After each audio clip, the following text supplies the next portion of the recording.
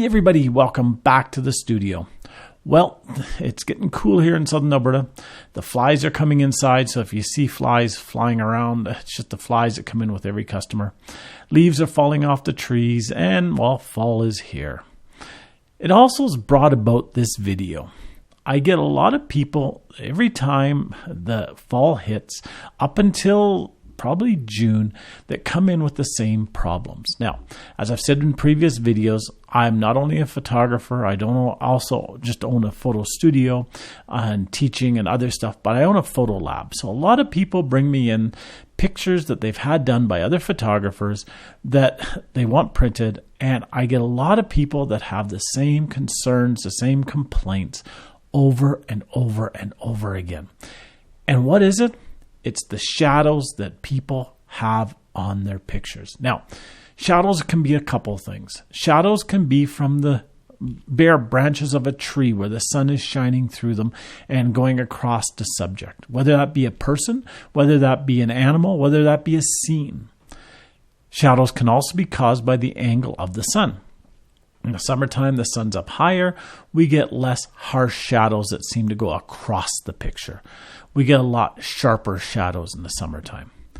But a lot of photographers who take pictures don't watch this, and they do not take the time to see the shadows before they take the pictures. And many photographers have no clue of how to get rid of shadows.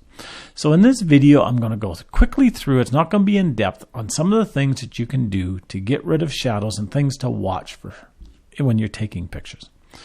So the first thing is the shadowing on a subject, like a person, under the chin, under the nose, in the eye sockets. A lot of this is caused by the angle of the sun and where you've got the sun placed when you're taking pictures. Sun may be coming in from the side, may be coming in from an angle, may be coming in from the front on an angle, and it's casting those harsh shadows. Easiest way if you're dealing with a people picture is to use a flash or studio lights for that. Now, I'm not going to go in depth about how to use it. I'm not going to go in depth about all the functions and features and everything like that. But that's one way that you can do it. But I'm going to suggest to you, if you are looking to move to flash, if you are looking to move to studio lights, don't do it. Don't spend the money until you've actually taken the time to try it. Rent a flash, rent studio lights, borrow them if you have to. Try them out first. Number one waste of money in photography is people who go and buy flashes and studio lights and then they never use them because it doesn't fit the style of photography that they do. Now, by style of photography, I'm not talking about the people who use the BS line of, I'm a natural light photographer. Shadows are just a part of my picture. No. Shadows don't have to be a part of your picture. Whether you're taking animal pictures, scenery pictures, people pictures, whatever pictures you're taking, shadows don't have to be a part of it. Yes, shadows can make a picture look great. They can enhance a picture. They can make the picture look three-dimensional as opposed to just flat one-dimensional. They can make things look enjoyable, but they can also destroy pictures. So don't use that line or don't fall for the line or whatever that a natural light photographer is going to get harsh shadows. It doesn't have to be that way. Using a flash, whether it be an on-camera flash or an external flash that's taken off the camera, whether it be studio lights out in the side, that all can be used to get rid of shadows. But other things can be used as well.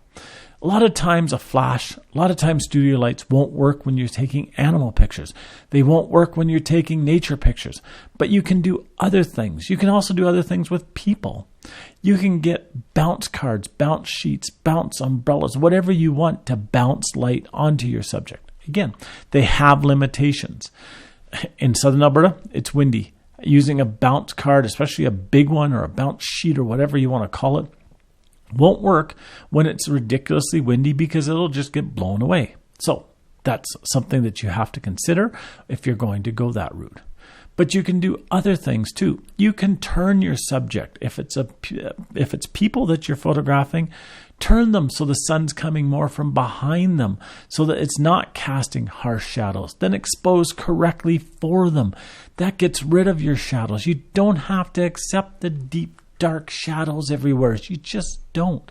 It's not something that people like. The number one request I get when people come in for having pictures printed, especially this time of year, is, can you get rid of these shadows? These shadows make my pictures look horrible. These shadows suck. They want me to get rid of the shadows. Well, getting rid of the shadows afterwards is a lot harder than if they would have been taken care of when the pictures were being taken. Likewise, if you're into scenery, if you're taking waterfall photography, it may require you to go back at a different time of day so that the shadow's not going across the waterfall.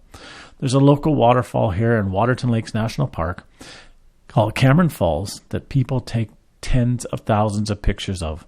In fact, I've seen so many pictures of that waterfall that it's depressing. But the problem is that many people show up during the day. When they show up to take pictures, there's a huge shadow right across half of the waterfall. They take the picture, they then bring it in to get it printed, and half the waterfall is dark and half the waterfall is blown out, and they want me to print it so it looks perfect. Can't be done. It just can't. So, what can you do? Well, you go there at a different time of the day. You go there at a different time of the season.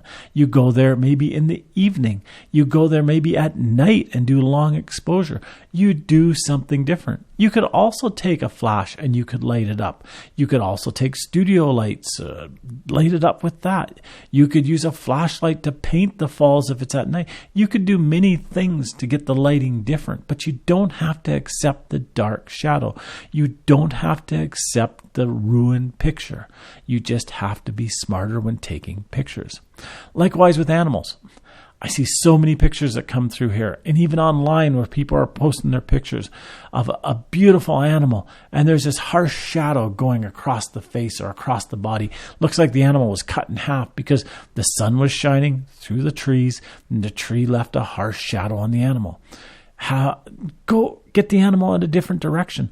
Stop putting the sun across the animal. Learn to expose for the shadow on the animal. Learn to do stuff. If you have to, clone it out. Shadows are not a benefit in many pictures. They're a drawback. So learn to get rid of them. Learn to deal with them. There's lots of ways to do it. It's a great time of year to try. It's a great time of year to practice. I have some photographers who actually go out specifically this time of year when the leaves are starting to go off the trees to refresh their knowledge, refresh their experience with shooting with shadows, just so they don't screw it up when the busy season hits.